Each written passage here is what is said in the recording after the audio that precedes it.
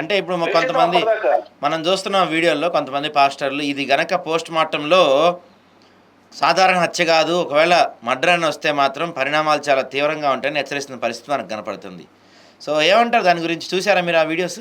అజయ్ బాబు గారు లాంటి వాళ్ళు వీళ్ళంతా మొత్తం చూశాను. కానీ అజయ్ బాబు అనేటోడు ఏం చేసిందంటే, ఈ వ్యక్తి అని ఏం చేసిందంటే, యాక్చువల్ గా అక్కడ జరిగిన ఈ శవ రాజకీయాల్లో మొత్తం తన స్వార్థం కోసం, అంటే వాడి డెవలప్మెంట్ కోసం, వాడి రాజకీయ భవిష్యత్తు కోసం దాన్ని కంప్లీట్ గా హైజాక్ చేసింది. దాన్ని అసలు ఆ కంప్లీట్ హైజాక్ చేసేసాడు వాడు.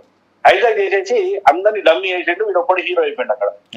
ఇష్టం వచ్చిన నోటికి వచ్చినట్టు మాట్లాడుకుంటూ వాడు ఒక్కొక్క పాయింట్ ఇన్వెస్టిగేషన్ పాయింట్స్ చెప్తుంటే నవ్వంటే నవ్వొచ్చింది. సిబిఐయా, ఎఫ్బిఐయా, అంతకు మించిన ఏదన్నా అనేది మాకు అర్థం కాలే.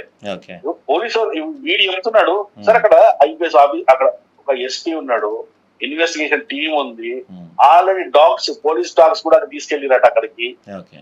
ఏమి గుర్తుపట్టని విషయాలన్నీ కూడా నిన్న పాస్టర్లు, సిబిఐ పాస్టర్లు, ఎఫ్బిఐ పాస్టర్లు, అర్థమవుతుందా, వీళ్ళందరూ చెప్తున్నారు ఒక్కొక్కరు.